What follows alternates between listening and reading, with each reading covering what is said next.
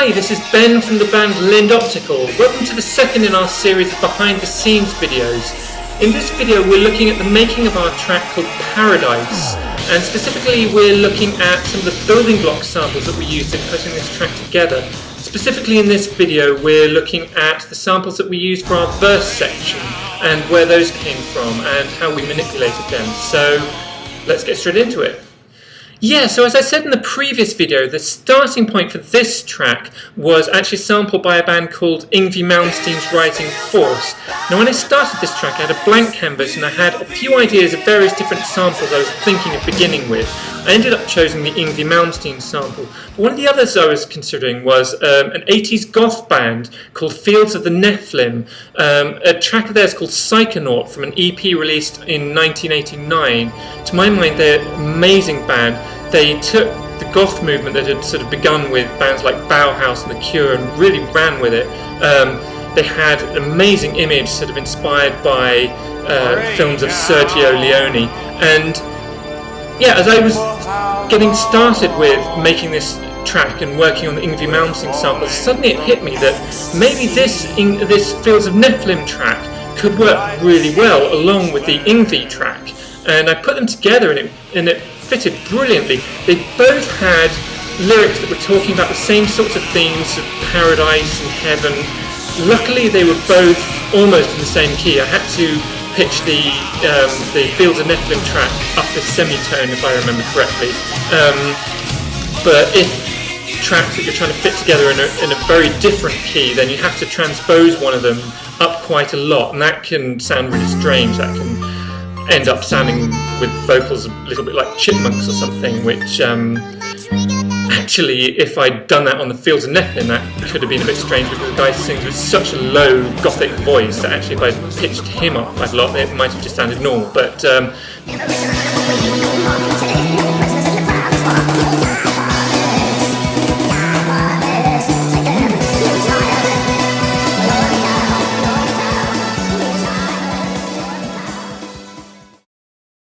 anyway, so let's have a listen to the original Fields of Nephilim Psychonaut track. As you'll hear, the song begins with just this low organ and these amazing gothic vocals. Now this is what we took for our verse section. But then the bulk of the Psychonaut track has this real heavy groove going with this amazing driving bass line. But at certain points in the original track, everything stops and then it's just keyboards and vocals, and I took a sample from this section as well to go after our verse section in what I'm calling a bridge section.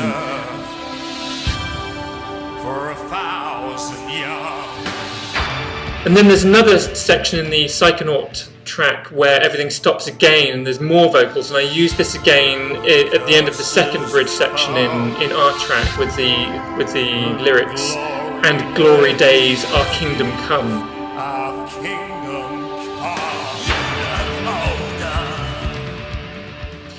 One of the real gifts to taking samples which are very sparse and empty is that leaves plenty of scope for putting them in a very different context to how they were in the original track. And that's what we've done a bit here.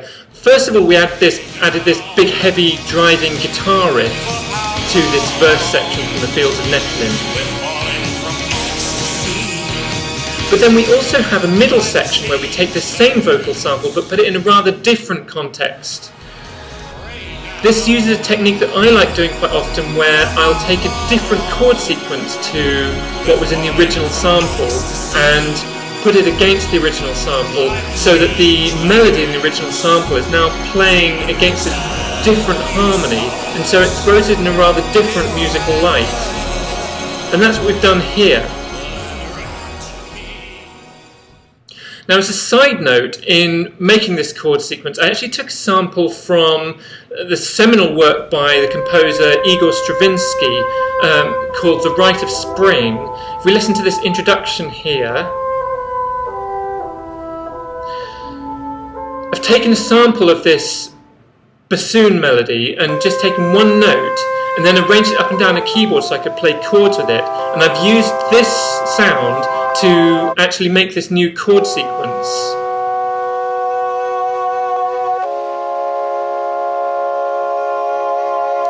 Yeah, so I thought it would be fun to end this session by actually taking this section of the song apart and building it up step by step so we can see the building blocks that went into the making of it. So let's start out by having a buzzy synth sound. Then let's bring in these bassoon chords we were just talking about. Let's bring in a second buzzy synth sound.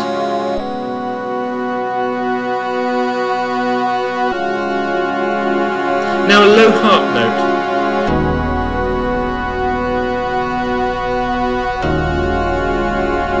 Now hi-hat cymbals. Now let's bring in the vocals.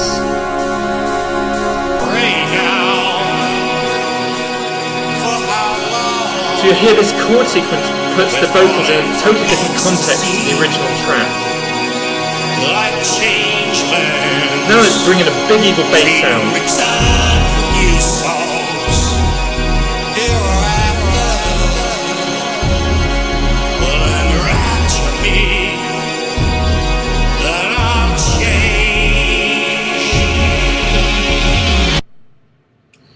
So that's how it's done. Okay, well, thanks very much for watching. Look forward to seeing you again in another one of these videos soon, and in the meantime, this is Ben from Lind Optical signing out. Bye.